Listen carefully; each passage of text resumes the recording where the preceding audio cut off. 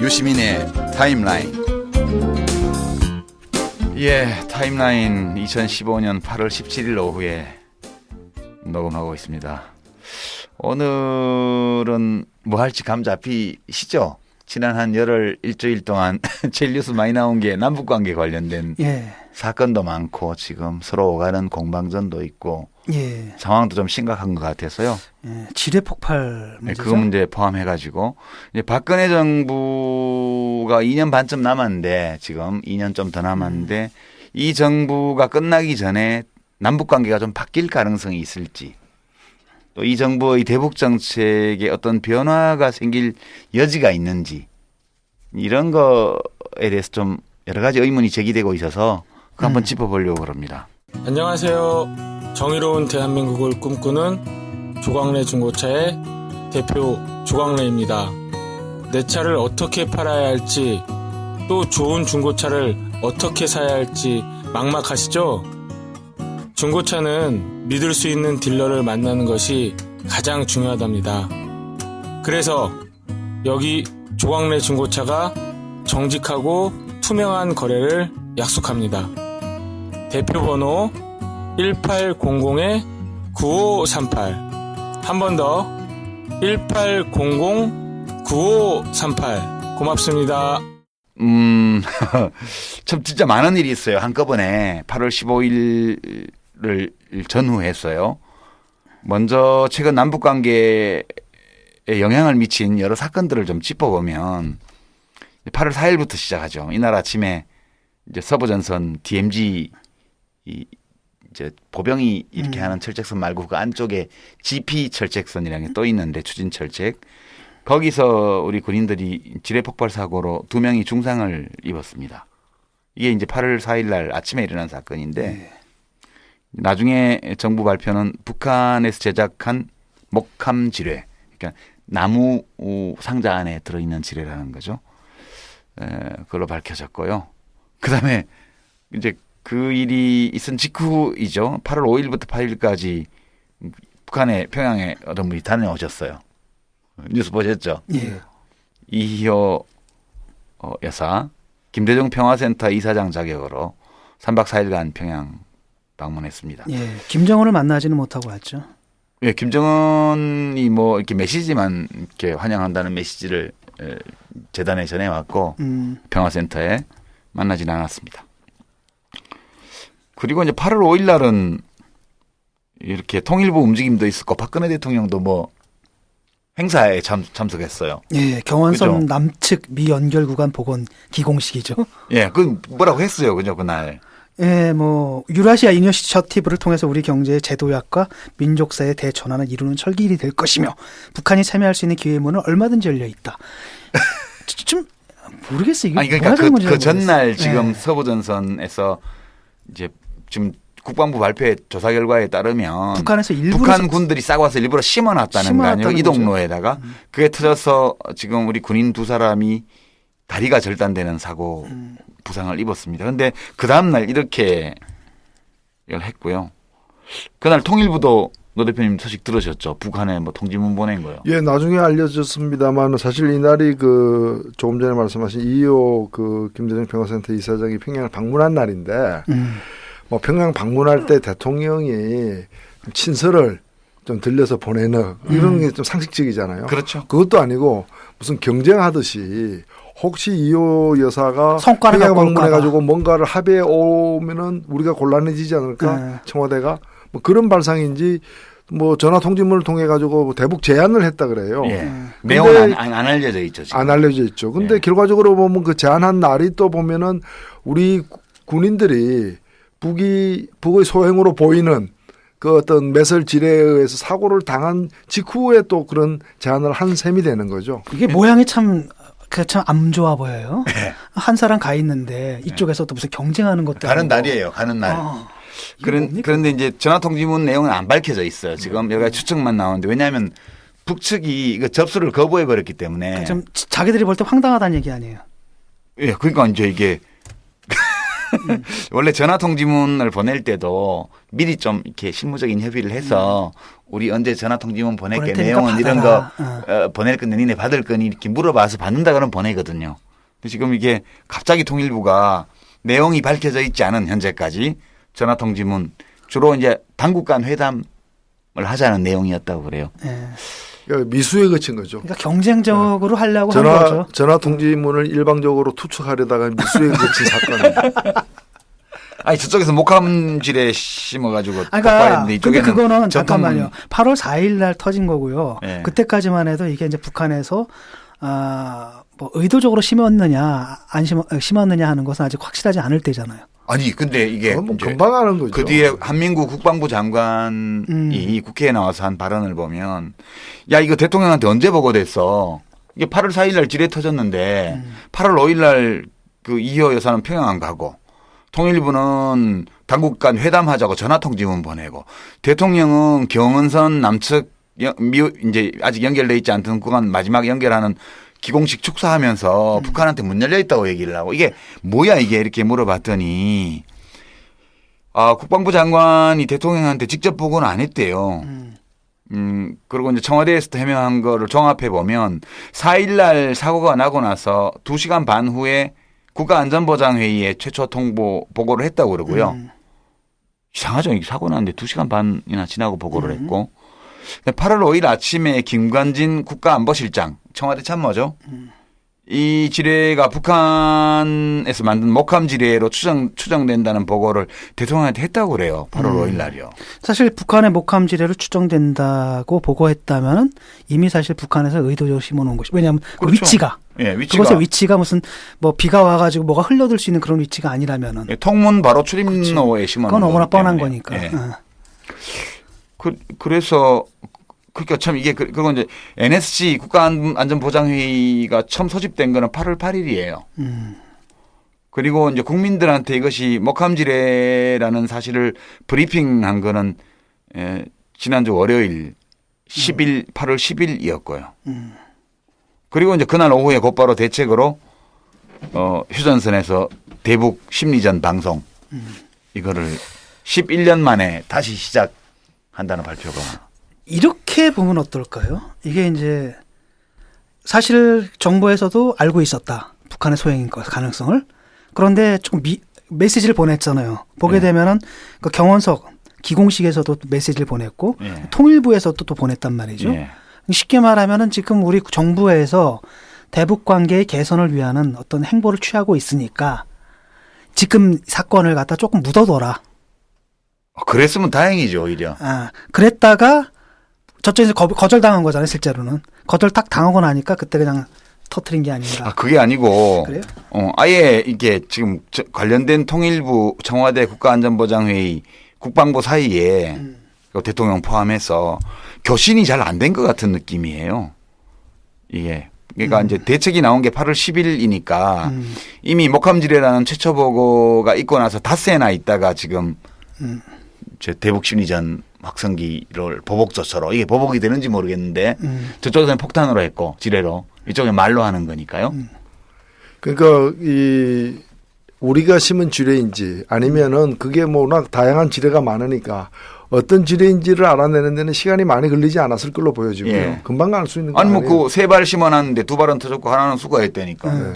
그러니까 금방 아는 예. 이제 바로 알았다라는 건데 이제 이것을 그 어떤 공격 행위로다가 이렇게 할 건지 그 해석할 건지 아니면은 뭐 이게 뭐 장마 때 유실 돼 가지고 떠내려온 걸로 처리할 간주할 것인지 네. 등 정치적인 어떤 정무적 판단을 예, 해야죠. 정무적 판단을 하는데 좀 이제 시간이 걸렸던 걸로 결과적으로는 보이는 거죠. 아니 근데 통일부가 8월 5일 날 이거 하려면 전화통지문 보내려면 야 이게 어제 이거 지뢰 2개 터졌는데 야 니네가 한 거 맞냐? 맞냐? 이걸 물어보는 전화통지문을 보내야 맞는 것 같은데 웬 당국 간 회담을 제안했는지 모르겠고요. 그 8월 10일 날 이렇게 대책 발표가 나오고 대북 방송을 재개를 11년 만에 한 이후에 며칠간 북한 쪽에 아무 반응을 안 보였어요. 그러다가 광복절 전날 8월 14일 날 되게 세게 반응이 나왔는데 보셨죠? 네, 다 읽어봤습니다. 뭐라고 했더라? 예. 우리가 하려면은 그까지 지뢰 세 발 심었겠냐? 예, 뭐부터 그런 뉘앙스로 했어요. 그러니까 지금 두 군데서 입장이 나왔는데 8월 14일 날 북한 국방위원회 담화예요. 이게 국방위원회 정책국 담화인데 이게 이제 국방위원회라는 군사 조직 겸 정치 조직에서 이런 이제 사상과 이념과 뭐 이런 거를 담당하는 데인가 봐요. 정책국이 여기서 이 말을 인용하기가 좀 거시기하다. 뭐 괴뢰 헌병 초소 앞에 이런 식으로 표현을 했어요. 우리도 북괴라고 요새 막 그러잖아요. 저쪽도 우리 보고 괴뢰라고 그래요 지금. 괴뢰가 원래 꼭두각시란 뜻이죠 원래. 네, 우리는 원래 이제 소련 중국 괴뢰라고 그랬는데 이쪽은 미국 괴뢰라고 그러고 서로. 하여튼 괴뢰들끼리. 예.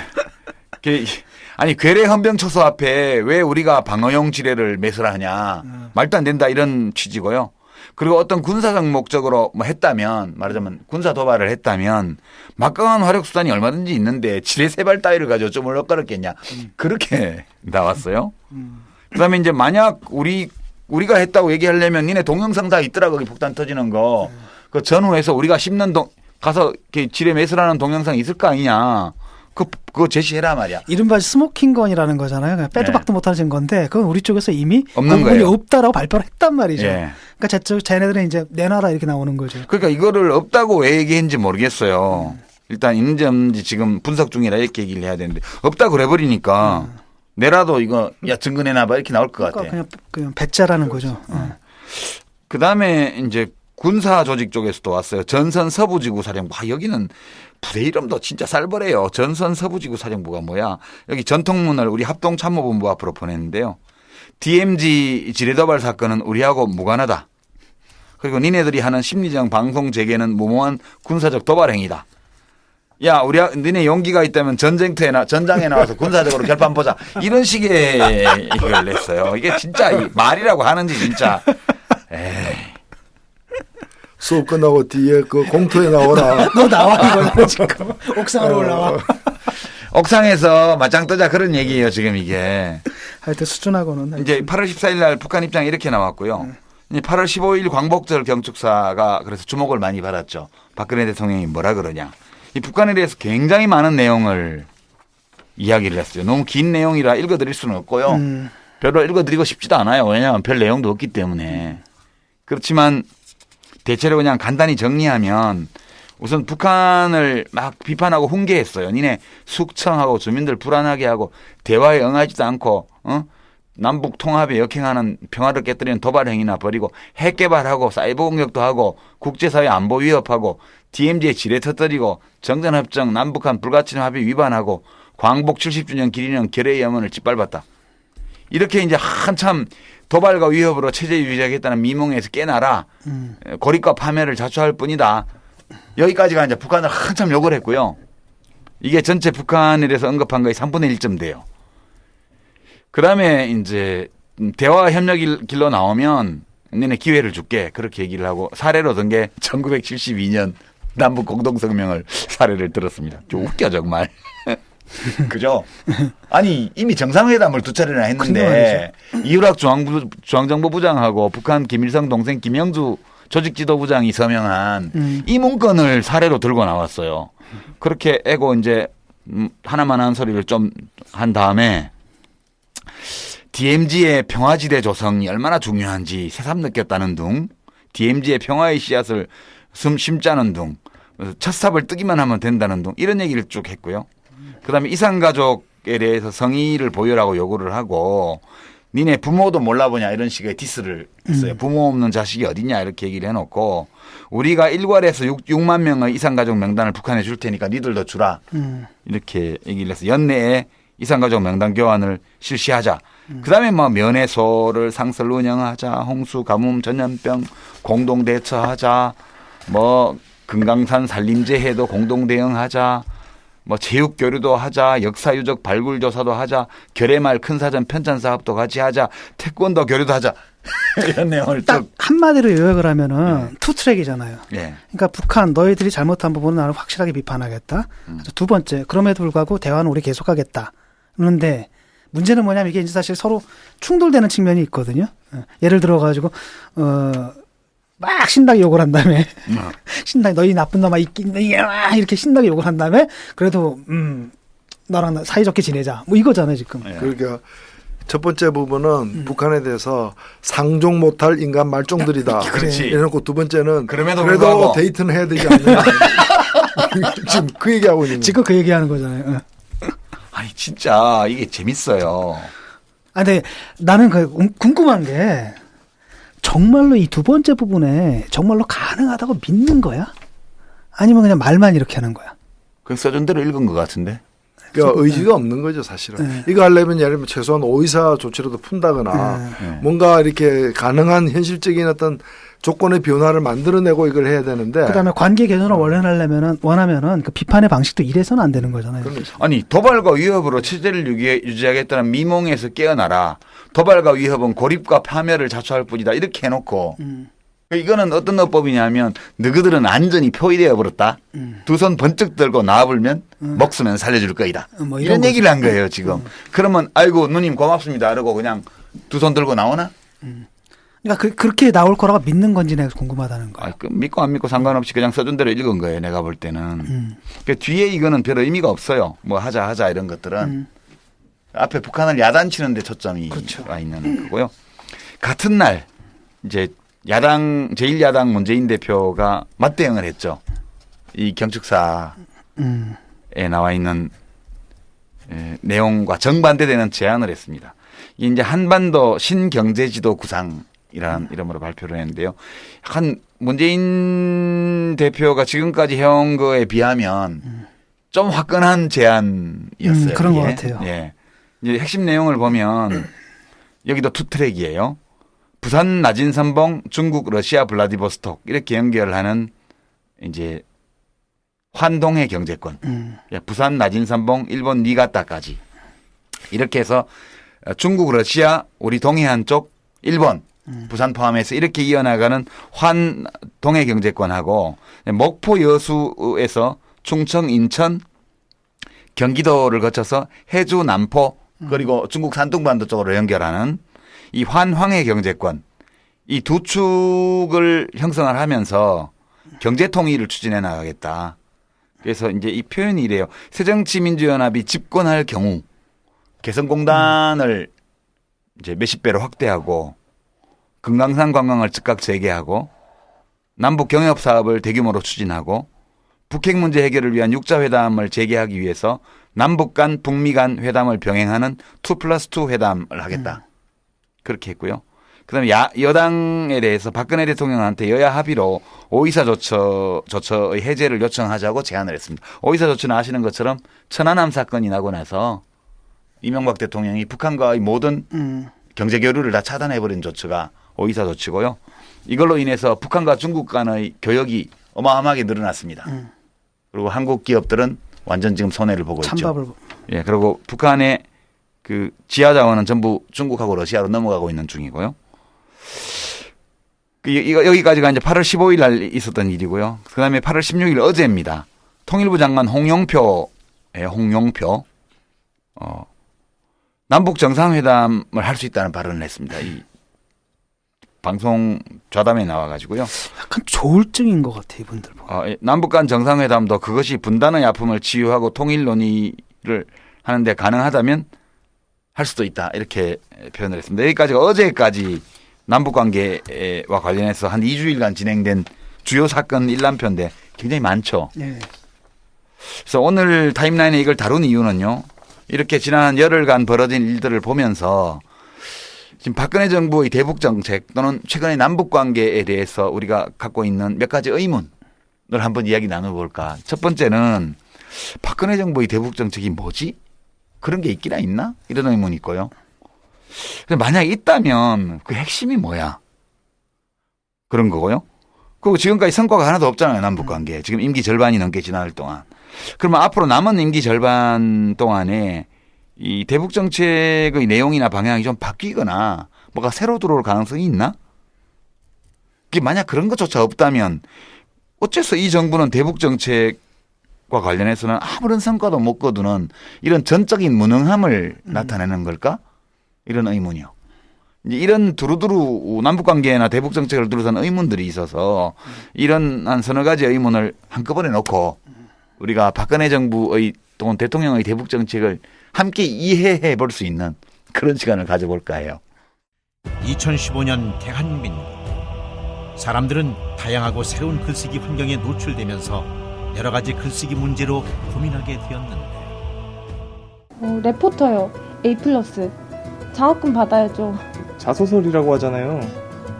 면접 심사라도 가고 싶어요. SNS에 쓰고 싶어요. 감동적으로. 좋아요 1만 개. 제가 신입사원이라 이 기한문을 어떻게 해야 할지 잘 모르겠어요. 유시민은 말한다. 많이 읽고 깊이 생각하고 꾸준히 쓰는 것이 글쓰기를 익히는 가장 좋은 방법이다. 다문 다독 다상장. 유시민의 글쓰기 특강. 사람들의 글쓰기에 힘이 되다. 전국 서점에 있습니다. 출판사 생각의 길. 우리 노 대표님은 어떻게 보세요? 이런 질문들에 대해서. 누가 강연 다니시면서 이런 거 질문 안 들어요? 간혹 이제 예, 나오죠. 예, 나오는데 사실 이제 박근혜 정부의 대북 정책 이전에 그 우리 현실을 규정하고 있는 것은 이명박 정부의 대북 정책과 그 결과로 상당히 이제 그 관계가 남북의 관계가 과거 정부들 김대중 정부나 노무현 정부 때보다 상당히 후퇴하고 서로 냉랭하고 긴장이 더 고조된 그런 관계잖아요. 이 관계를 이것도 하나의 현상인데 이 현상을 바꿀 거냐 아니면 이 현상을 유지할 거냐. 근데 지금 박근혜 대통령은 말은 뭐 여러 가지를 하고 있지만 결과적으로는 이 현상을 바꾸기 위한 어떤 노력 또 의미 있는 제안, 실효성 있는 조치 이런 것들이 전무하다는 의미에서 결과적으로는 이명박 정부 때 이렇게 냉각된 뒤틀어진 남북 관계를 사실상 유지해 가고 있는 정책이다. 말은 DMZ 때다가 튤립을 진짜 공원을 만들 때 별 얘기 다 하고 있지만 그 얘기가 허무맹랑한 얘기가 될 수밖에 없는 그런 이제 선행 조치들이 없기 때문에 결과적으로는 현상 유지 정책이다. 남북 관계의 현재 경색된 국면을 유지하는 정책을 계속하고 있는 거 아니냐. 예, DMZ 튤립 심자를 했더니 저쪽에서 지뢰를 심었단 말이에요. 예, 제가 볼 때는 이제 박근혜 정부가 초창기에는 이명박 정부의 대북 관계가 사실 파탄을 맞았다는 걸 인정을 하고 거기서 좀 벗어나려고 했던 것 같아요. 그러니까 뭐였냐면 특히 중국. 그러니까 미국 일변도에서 벗어나가지고 약간 중국을 통해가지고 이렇게 우회하려는 그런 모습을 초기에 잠깐 보이다가 그 후로는 그냥 완전히 이명박보다 더해진 것 같아요. 그러니까 그 초기만 해도 5년 동안 정말 이명박 정권 5년 동안에 사실은 남북 관계에서 아무런 개선이 없었고 그래서 계약만 되고 그다음에 해결의 조짐도 없었고 자기가 집권하게 되면 또 그 문제를 분명히 해결은 해야 되잖아요. 거기에 대한 의지가 좀 있었는데 초기에만 잠깐 그러더니 그 후로는 완전히 벗어나가지고 이제는 뭐 해결의 의지고 하나도 없고 계속 악화만 시키다가 하지만 다른 한편은 뭐가 있냐면 자기가 정권을 갖고 있는 동안에는 어느 정도 남북 관계 개선에 성과를 내야 된다라는 강박관념도 있는 것 같아요. 거기서 나오는 이렇게 조증과 우울증 상태, 분열증이 좀 있는 것 같습니다. 너무 높이 평가해 주는 것 같아요. 그래요? 아니 뭐 두 분의 평가는 너무 과대평가 아닌가 싶은데요. 이제 우선 이명박 정부의 대북 정책을 가리키는 이름은 비핵개방 삼천이었어요. 북한이 먼저 핵을 포기하고 개방을 한다면 우리가 도와서 1인당 GDP 3,000달러 만들어줄게. 이게 이명박 대통령의 비핵개방 3천 제안이었고요. 이렇게 한다면을 붙였기 때문에 핵을 포기하고 개방한다면을 붙였기 때문에 북한이 이걸 안 했잖아요. 핵도 계속 개발했고. 이명박 정부 때도 핵실험했고 박근혜 대통령 취임할 무렵에도 핵실험했고 3차까지. 그리고 개방은 개뿔 지금 막 숙청하고 막 3대 세습해서 난리잖아요. 그러니까 당연히 이 이명박 대통령의 대북 정책은 아무런 현실적 근거를 가질 수 없었던 거예요. 그러니까 사실은 원래 비핵이다라는 게 목표잖아요. 그렇죠. 근데 목표를 갖다 전제를 해버린 거야. 그러니까 얘기가 될 수가 없는 거지. 할 일이 없는 거예요. 북한은 비핵의 대가로 뭘 달라고 그러는데 이명박 대통령은 먼저 비핵하면 줄게 이런 거예요. 그러니까 이제 아무런 진전이 안 이루어지고 6.15 정상회담이나 14 정상회담으로 남북한 당국자 사이에 이루어졌던 모든 합의를 다 휴지 조각으로 만들어 버렸죠. 그리고 그 연장선에서 지금 와 있는 거고 이름이 한반도 신뢰 프로세스예요. 네. 박근혜 대통령은. 근데 지난 2년 반 동안 한반도에 신뢰가 쌓였나요? 불신과 증오, 혐오 더 심해졌죠. 훨씬 더 심해졌죠. 그렇게 하고 경의선 연결은 뭐하러 한대요? 이거 유라시아 경원선. 이니시어티브 얘기를 하면서 아니 근데 그거 왜 연결해? 그거는 원래 이제 예전에 김대중 대통령 때부터 네. 이제 그 CSR 뭐 그 시베리아 횡단철도, 아니 근데 중국 횡단철도하고 연결하려고. 근데 문제는 뭐냐 북한 그러니까 원산하고 연결을 못 하는 거잖아요 지금. 예. 근데 경의선은 이미 연결돼 있었고 경원선도 연결해 놓는 거예요. 지금 언젠가는 그러니까 가야 되니까. 그 우리 관할 구역까지 연결하는 거예요. 그치. 연결은 아니죠. 우리 관할 구역까지 우리- 가는 거예요. 그러니까. 아니 그리고 근데 북한에서 할 그 의사가 민통선 없으면 안에 그 저기 그 열차 있잖아요. 네. 그 그대로 지금 고철이 돼버린 열차는 그대로 있는 거예요. 아니 이제 그러니까 그 우리 쪽 연결해 놓고 야 이북하고 연결하고 기차를 보내자 이렇게 합의를 하려면 이제 군사적인 조치라든가 정치적인 합의라든가 향후에 이제 이 열차 운행에 따른 수익금 배분에 관한 합의라든가 이게 다 있어야 되잖아요. 그러니까 그게 있은 다음에 건설 하나 해야지. 건설부터 하는 게 뭐야? 그건 이제 쇼를 하는 거죠. 다음 뭔가를 대통령이 빨리 하고 할 수 있다는 있게 해주는 거 아닐까? 네. 저는 이렇게 생각해요. 지금 분석을 할 필요가 없다 이거는 사실 솔직히 왜 이런지에 대해서 두 분은 뭐라고 분석을 하셨는데 저는 사실 분석을 할 게 없고 아무 개념이 없다 한마디로. 그러니까 저도 그 복잡한 분석의 결론이 그거였는데. 그래요? 그냥 모든 정책이 박근혜 대통령 개인 수준으로 내려가 버린 거예요. 박근혜 대통령이 남북관계의 역사라든가 남북 당국자 사이에 이루어진 여러 합의들의 경제적 배경이라든가 이런 걸 전혀 몰라요.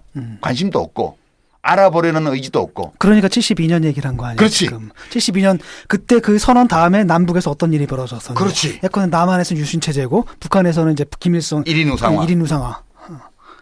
이게 지금 7.4남북 공동성명에 대해서 뭐라고 표현을 했냐면요. 이걸 보면 그 박근혜 대통령의 남북 관계에 대한 인식은 자기가 그 청와대에 살던 어린 시절에 봤던 자기 아버지의 모습 그게 딱 멈춰 있는 거예요. 1972년 남북한은 분단 역사상 최초로 대화를 통해 평화 통일을 지향하는 공동성명을 발표하였습니다. 당시 남북 간 대립과 갈등의 골은 지금보다 훨씬 깊었고 한반도의 긴장도 매우 높았습니다. 하지만 조금이라도 더 평화로운 한반도를 만들고자 하는 의지가 있었기에 남북한은 용기를 내어 마주 앉았습니다. 땡. 그다음에 지금도 북한에게는 기회가 주어져 있습니다. 이렇게 바로 건너뛰었어요. 1972년에서 2015년으로 바로 건너뛴 거예요. 그 중간이 인식의 공백이에요.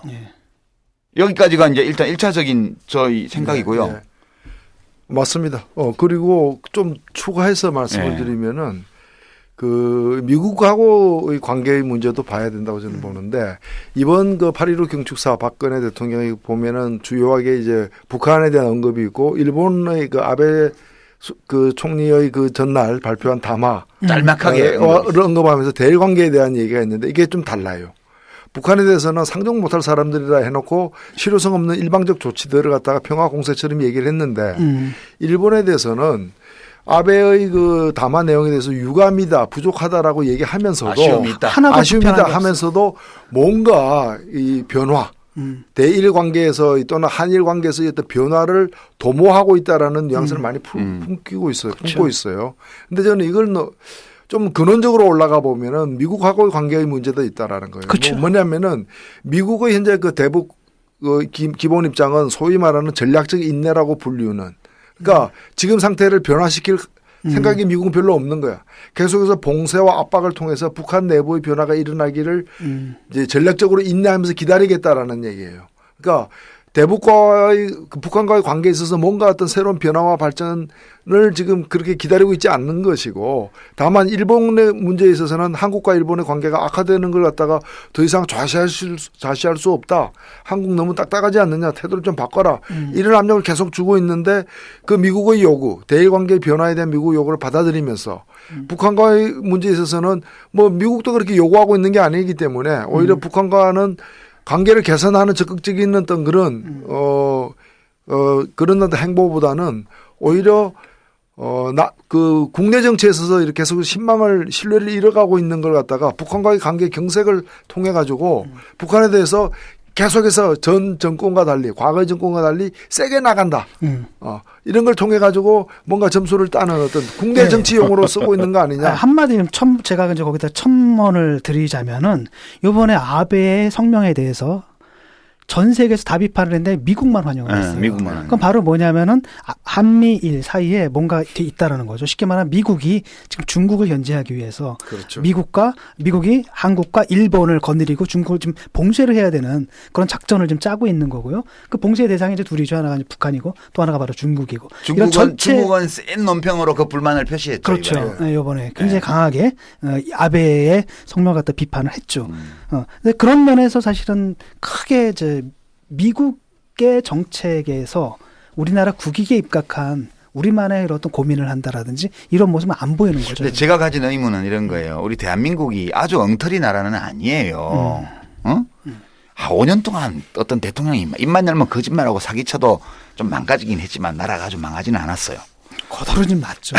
그러니까 지금 뭐 도대체 저 ABCD도 계산이 안 되는 산수가 안 되는 대통령이 2년 반째 지금 통치하고 있는데도 나라가 망한 건 아니야. 멍이 많이 들었지. 그런데 망조가 들은 거죠. 이런 거예요. 아니 원래 대통령이라는 자리는 자기보다 더 어떻게 보면 더 능력이 있는 사람을 부리는 자리잖아요. 어떤 사람이 모든 면에서 다 뛰어나서 대통령을 하는 게 아니고 어떤 면은 뛰어나지만 다른 많은 면에서는 자기보다 더 똑똑하고 더 능력 있고 더 유능하고 또 더 지혜로운 사람들을 참모로 부리면서 국정을 운영을 해야 되잖아요. 근데 어떻게 된 게 이게 대북 정책도 마찬가지고 다른 분야도 마찬가지겠지만 그 분야의 전문가들이 있잖아요. 그러면 아무리 수준이 내려가도 어느 정도 그 수준을 유지는 해야 돼. 그러니까 자연인 대통령의 지적 수준보다 높은 수준에서 유지가 돼야 돼요. 어느 정도는. 그게 관료 조직의 힘 아니겠어요? 직업 공무원 조직, 국가 조직의 힘이잖아요. 근데 왜 우리 정부의 대북 정책은 그대로 박근혜 대통령 수준으로 가버렸을까? 이런 의문이 드는 거예요. 우리 대한민국이 아주 엉터리 국가는 아닌데도 불구하고 왜 이렇게 갔을까? 뭐 의사소통 구조가 망가진 거 아닌가요? 전체적으로. 제가 이제 한참 전부터 이런 의문을 갖고 있었어요. 대북 정책뿐만 아니고 왜 메르스 때도 모든 그랬잖아요. 예. 왜냐하면 그 전까지만 해도 그 조직이 옛날에는 뭐 그렇지. 사스 때는 아주 훌륭하게 대응을 했는데 똑같은 조직인데 왜 이게 안 되느냐. 그러니까 사방 다 그렇잖아요. 지금 통일부 조직도 마찬가지. 예전에 김대중 대통령, 노무현 대통령 때는 그 위에 수장들 정무직으로 임명된 사람 빼고는 다 그 사람들이고요. 공무원들. 그 자문하는 교수나 전문가들도 다 똑같은 사람들이 거기 있어요. 근데 왜 이렇게 내려가 버리냐는 거야. 대통령 본인이 그걸 원해서 그런 거잖아요. 그렇죠. 쉽게 말하면은 대통령의 역할이다라는 게 이 사람들이 그 안을 내고 뭐 여러 가지 의견을 내고 그런 걸 청취해 가지고 어떤 종합적인 방향을 정해주는 건데 그게 아니라 자기가 그냥 자기 생각을 갖다 네. 내리꽂는 거잖아요. 아니 그게 왜 꽂히냐 이거야. 그러니까 아니 히틀러가 유대인들 죽이라 그랬어. 근데 왜 사람들이 그 말을 다 들었을까 좀 이상하잖아. 그러니까 이제 제가 저도 이 의문을 갖고 있다. 오늘 아침에 한겨레 칼럼을 보면서 이거인지도 모르겠다는 생각을 한 게 김현철 박사가 남북관계 전문가인데 이분 칼럼 제목이 역행하는 광복절 경축사라는 제목의 칼럼인데 여기 이런 대목이 있더라고요. 이거 보면서 제가 이거인 것 같다. 원인이.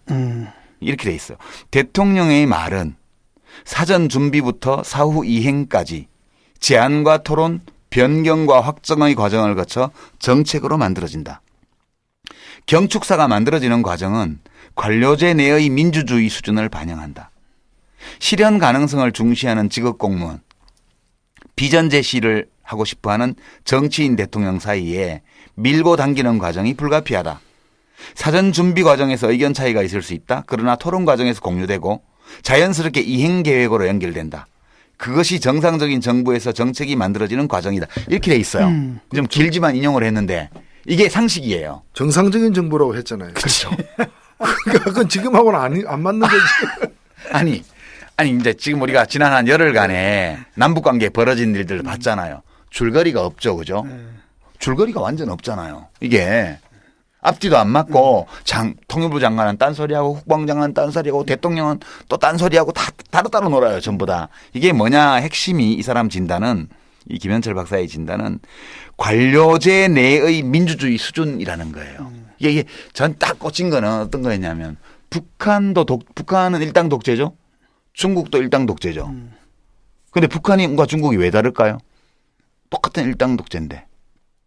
북한은 뭐 그냥 그분이 아니 그러니까 중국 공산당 일당 독재하고 조선노동당 일당 독재가 왜 이렇게 다른 결과를 당내 민주주의가 당내 민주주의 문제죠. 그렇죠. 공산당 그나마 있는 거죠. 중국 공산당은. 그렇죠. 그 당이 있는 한쪽은 거고 이제 뭐 저쪽은 뭐 졸거나 개인주의. 이러면 안 되잖아. 아니 그러니까 똑같은 사회주의 일당 독재 국가잖아요. 근데 중국은 시대 상황의 변화를 읽어내고 인민들의 요구를 받아들여 가지고 외국의 산업화 사례들을 공부하고 이렇게 해서 지금 중국 지식인 스스로 말하기를 신민주주의라고 말하는 대외적으로는 일당 독재 밖으로는 그리고 그 일당 독재를 하는 공산당 안에서의 민주주의 이거를 통해서 유능하고 실력 있는 지도자들을 계속 만들어내고 그 사람을 중심으로 뭉쳐서 국가를 운영을 하잖아요. 이게 중국식 민주주의거든. 분명히 독재야. 근데 그 안에 그 관료제 안에 중국 공산당이라는 관료 조직 안에 어느 정도 수준 높은 민주주의가 이루어지고 있는 거예요. 근데 북한은 그게 안 되니까 이렇게 유전자로 연결되는 3대 세습으로 내려가고 그 내부에 민주주의가 전혀 없기 때문에 유능 무능과 상관없이 김일성의 아들을 또 지도자라고 그 아들을 또 지도자라는 그래서 정책이고 뭐고 수준이 다 달라진다는 거예요. 이게 관료제 내부의 민주주의 수준이 한 국가의 수준을 결정하는 주요 변수라는 걸 말해주는 건데 일당 독재를 하는 사회주의만 그렇겠어요? 다원적 민주주의를 하는 자본주의 국가도 똑같이 관료제 내부의 민주주의 수준이 저하되면 이런 일이 벌어진다는 거예요. 그러니까 지금 박근혜 대통령이 나라를 망치는 핵심적인 루트가 이 사람이 행정부의 수반인데 행정부 조직 안의 관료제 내의 민주주의를 완전히 다 죽여버린 거예요. 이게. 쉽게 말하면 정치 철학의 문제인 거죠. 그러니까 결국. 정치 철학과 습속의 문제예요. 그러니까 지금 대한민국을 운영하는 데는 공무원 조직이라는 게 기본이잖아요. 이 조직 내에서 민주주의가 완전 죽었다는 걸 말해주는 것 같아요. 이게. 그래서 제 결론은 절대 변하지 않을 거다. 임기 끝날 때까지. 이런 비관적 결론에 네. 한 가지 또 이제 문제는 뭐냐면 이게 이분들이 계속 안보를 강조하는데 실질적으로 벌어진 일을 보게 되면 안보가 나아진 게 아니에요. 다 군대 안 갔다 온 사람들이야 거기. 아니 천안함 사건 터졌잖아요. 그 다음에 뭐가 있었냐면 연평도 포격이 있었어요. 네. 그 다음에 DMZ에서 또 사건이 있었단 말이죠. 그러니까 그 이후로 사실 국가 안보라는 게 국민의 생명과 재산을 지키는 건데 되게 무능하죠. 실제로는 이 정권도 그러니까 보수 정권 들어와 가지고 훨씬 더 많은 우리나라의 국민들이 생명을 잃거나 재산을 잃었단 말이죠. 결과적으로. 그러니까 이번에 그 지뢰 사건, DMZ 지뢰 사건만 하더라도 그 국방부 발표에 따르면은 북한은 우리 그 수색 통로, 정기적인 수색 통로에 인마살상용 목숨을 앗아갈 수 있는 지뢰를 설치할 의도가 있었고 또 설치할 능력이 있었다는 거 아니에요. 그렇죠. 그러면 그리고 또 설치를 했고 피해가 발생했고 그러면 여기가 우리는 뭐냐 이거지. 우리는 탐지할 능력이 없었지. 탐지할 능력도 없었고 그걸 또 탐지하려고 노력은 또 했느냐. 그 천안함 사건하고 구조는 똑같은 거예요. 네. 지금. 지금 예를 들면 파출소가 있는데 도둑이 파출소 문을 뜯어갔어. 근데 도둑 나쁘다라고만 얘기하는 거야. 그리고 이 도둑질 하려면 저놈밖에 없어. 이렇게 증거는 없지만 쟤 아니면 이럴 사람이 없어 이렇게 얘기를 하는 거지. 그러면 그걸 못 지킨 데 대한 어떤 반성은 어떻게 지금 하고 있으며 대책은 뭐냐라는 것이죠. 아, 그건 그 얘기하면 나쁜 짓 한 게 북한이니까 북한을 욕해야지 왜 우리 군을 욕하냐. 아니 그럼 전쟁 나면 또 부산 피난 가가지고 막 남침 잘못됐다 그 얘기만 할 건가. 정확하게 그거지. 그렇게 하면 안 되는 거지. 아니 지금 못 쳐내려오게 막아야지. 김무성 새누리당 대표가 가끔씩은 옳은 얘기를 해요. 군에서도 책임질 사람 책임져야지. 그렇게 얘기를 했더니 그 청와대 특보하는 국회의원 있잖아. 윤상현인가? 그 사람이 바로 반박했잖아요. 표적 설정의 오류라고. 이북이 도발을 했으면 이북을 욕해야지 왜 우리 군을 욕하냐고. 이게 박근혜 대통령의 인식이거든요. 그러니까 이북을 욕할 건 이북을 욕하는 거고 군이 욕 먹을 건 군이 욕을 먹어야지. 이북이 잘못했다 그래서 이북은 욕할 대상이 아니라 도발 못하게 막을 대상이죠. 그렇죠. 지뢰 설치 못하게 했었어야지. 맞습니다. 사실은 두 가지인데 하나는 뭐냐면 안보라는 문제하고 또 하나는 남북관계 개선인데 사실 이 두 가지에서 다 남북관계 개선은 완전히 뭐 개판이라고 누구나 봐도 아는데 대부분의 사람들이 이게 안보 문제 때문에 안보를 위해서 이렇게 된 거다라고 생각을 하는데 실제로 그렇지가 않다라는 거죠. 사실은 안보의 관점에서 본다 하더라도 지난 보수 정권의 이 두 번의 보수 정권에서 사실은 안보는 더 위태로워졌다라는 거죠. 그러니까 우리 관료제 또는 대한민국 관료 조직의 허약성, 대통령이 아무리 무지하고 그게 그런 문제 예컨대 아무리 대통령이 뭔다 하더라도 이건 아닙니다라고 개겨줘야 되는 부분이 있어야 되잖아요. 개길뿐만 아니라 대통령이 바람풍해도 자기는 바람풍하면서 오케이. 하는 게 있어야지. 이게 뭐냐고 지금. 그러니까 사실 그 4대강이라든지 이런 문제들도 아니 딱 보면 환경부에서 입장에서 딱 보면 말이 안 되면 환경부에서는 우리 부의 입장에서 이건 도저히 말이 안 된다라고 하고 싸워줘야지 되는데 뭐 앞장서가지고 지들이 무슨 토목 그 뭡니까 건설 쪽보다 더 나서서 설쳐대니까 사실 나라가 이제 이 모양 이 꼴이 되는 거죠. 그러니까 이 대북 정책만 그런 것이 아니고 국정 운영 전반이다. 전반이 그래요. 이렇게 관료제 안의 민주주의가 죽어버리면 효율성이나 이런 게 살아나기 어렵잖아요. 관료 조직이라는 게 기술 합리성이 있어야 되는 건데. 그렇죠. 저는 그 예를 들면 이미 지나간 일이지만 그 이호 여사 방북할 때도 그 방북을 사실상 불허할 수도 있는 걸 허용한 거 아니에요. 그렇죠. 그럼 허용할 때는 내부에서 다양한 어떤 견해들이 있었을 거라고. 활용하자 뭐 말자 이러면서 그리고 약간의 기대치도 있었을 것이고 그러면은 자신들이 원하는 게 있다면 원하는 게 실현될 수 있도록 여러 가지 그에 맞는 실효성 있는 조치가 병행이 돼야 되는데 결국 한일한 거 먹으면 빈손으로 올라가게 만들고 그렇잖아요. 아무것도 주지 않았잖아요. 그러니까 빈손으로 올라가게 만들고 옆구리에서도 딴짓 해가지고 전화통지문이나 받으라고 했다가 그것도 그 투척도 뭐 제대로 못하는 미수에 그치는 전통문 투척 실패. 이번에 상황에서 아무것도 갖고 오지 못하는 상황을 결과적으로 만들어낸 거 아니에요. 그러니까 이휘 여사가 여기 가지고 김정은을 못 만난 건 결국 북한에서 딱 만날 이유가 없었던 거죠. 그렇지. 우리가 뭘 들고 왔냐 아무것도 그렇죠. 없지 않냐 네. 이거죠. 아 그래도 저기 할머니가 오셨으면 그렇죠. 그건 또 만나야지 사실은. 진짜 김정은도 진짜 싸가지 없는 게 그 김대중 대통령은 자기 할아버지하고 동시대 사람 아니에요. 해방됐을 때 이미 20대 청년이었으니까 자기 할아버지보다 조금 더 나이가 적은 할아버지 세대의 인물이에요. 그러고 이제 자기 아버지하고 정상회담을 했잖아. 응? 그러고 이제 자기 아버지가 죽고 지가 권력을 잡았는데 그 이호 여사 그 할머니가 오시는 거 아니야. 그러면 무슨 박근혜 대통령이 친서를 줬든 메시지를 줬든 안 줬든 상관없이 다 봐야지. 이렇게 멀리 힘들게 오셨으니 영접을 또 하고 덕담도 건네고 건강하시라고 그렇게 하고 자기가 혹시 전할 말 있으면 아이 우리 쪽에서 안 했다 하더라도 활용 안 했다 하더라도 지가 활용할 수도 있잖아. 근데 어린 것이 이런 소리가 막 나오는 거야. 그러니까 저 아직 지도자로서의 자질이 없는 거예요. 내가 볼 때는. 그러니까 20몇 살짜리. 비슷한 거죠 뭐. 그러니까 이쪽은 나이는 어리다고 쳐. 우리 대통령은 연세도 많은 분이잖아. 얼굴은 뭐 아주 요새 젊어 보이던데. 친정 조카라고 생각하고 이렇게 해줘야 되는데 이게 진짜 한심한 거예요. 이게. 그렇게 보이고 지금 아까 앞에 제가 일지를 한 열이틀치를 쭉 봤지만 서부전선 DMZ에서 철책 GP 추진철 측에서 이게 터져가지고 우리 병사들이 그랬으면 국방부 장관이 대통령한테 바로 보고를 해야지 전화를 해서 지금 원인을 조사 중이고 이게 어떤 질인지 조사 중이고 결과 나오는 대로 바로 말씀드리겠습니다 하고 통보를 하고 그러면 NSC에서는 벌써 회의 소집을 준비를 해야 될 거 아니야.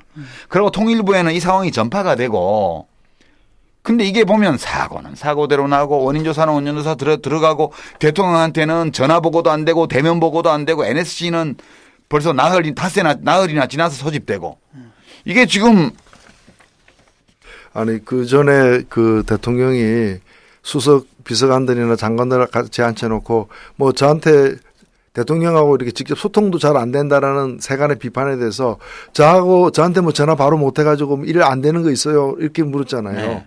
이번에도 보면은 대통령에게 이 위급한 비상 상황을 갖다가 국방부 장관이 직접 보고하지 않는 게 정상이라는 거 아니에요. 그렇지.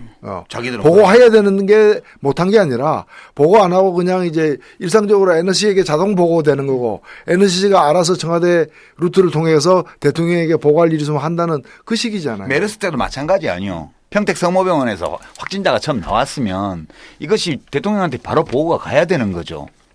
근데 청와대 참모들한테 보고서 보내고 그게 대통령한테 보고된지 안 됐는지는 모르겠고 그리고 밑 현장에서는 계속 전파돼 나가고 이게 그러니까 이 장관들이 보면은 본사 직원도 본사 간부들이 아니야. 대통령이 CEO라면은 이 장관들은 본사 간부가 아니고 무슨 대리점 무슨 그 대리점에서 책임자, 출장 왔나? 대리점 책임자 정도로 되는 거지. 아 이거는 뭐 대책이 없는 것 같아요. 그래서 제가 이제 마무리하면서 네. 대통령 뽑을 때 좀 잘 뽑자고요. 아니 우리가 무슨 편의점에 알바생을 뽑을 때도 제일 먼저 보는 게 뭐예요? 계산 똑바로 하나? 똘똘한가? 손님들이 무슨 말 하면 알아듣는가? 이거부터 볼 거 아니에요. 근데 진짜 계산 안 되는 사람이라고 내가 이제 수차 말했어. 이런 사람 뽑아놓고 대통령을 올려놓고 지금 나라가 이 꼴이 되는 거 아니에요. 좀 다음에 대통령 선거할 때는 좀 말귀 좀 알아듣고 그런 사람 뽑자고요. 진짜. 한국어 수학 능력 시험을 좀 아니 볼까? 이제 사람인지 아닌지는 확실해야 되는 거야. 그리고 외계 지금 생명체인지 사람인지는 구분해. 지난번에 여론조사 어디 갤럽 거 보니까 나라를 잘 이끈 대통령의 이명박 대통령이 0점 몇 프로 나와서 전두환 씨한테도 졌던데 네. 불과 7년 반 전에 그 좋다고 압도적으로 530만 표 차이로 당선시킨 사람 아니에요. 입만 열면 거짓말하고 사기쳐가지고 지금 국토를 폐허로 만들어 놓고 나라는 빚더미에 올려놓고 지금은 잘했다는 사람이 0점 몇 프로밖에 안 돼. 그러면 유권자들도 반성 좀 해야 될 거 아니에요. 좀 이제 좀 최소한 마음씨라도 곱든가. 마음씨 심보 나쁘고 머리 좋은 사람은 뽑지 말고요. 최소한 심보라도 좋은 사람 뽑든가. 기왕이면 심보도 곱고 머리도 좀 돌아가는 사람 뽑아야지. 응? 자기 일하는 일터에 종업은 알바생 뽑을 때도 이렇게 안 뽑아요. 저는 참 그건 말하고 싶어. 이러면 또 옛날 정치할 때 내가 이렇게 얘기를 했으면 드디어 국민 탓. 국민을 네가 뽑아라. 이럴 거야. 근데 지금 정치 안 하고 나는 그냥 지금 글 쓰는 사람이니까 있는 대로 얘기하자고요. 이렇게 진짜 머리 나쁜 대통령은 좀 뽑지 말아야 돼요. 최소한 어느 정도 되는 사람 좀 뽑아서 갑시다. 머리 없는 대통령이죠. 머리는 있어요. 폼으로 달아서 그렇지. 예, 수고하셨습니다. 정말 이게 제 가슴 치는 소리입니다. 이걸로 오늘 타임라인 마무리하겠습니다. 예, 수고하셨습니다. 건축주의 철학과 개성을 닮은 집을 추구하는 목조주택 전문기업 꿈꾸는 목수가 정치 카페를 후원합니다.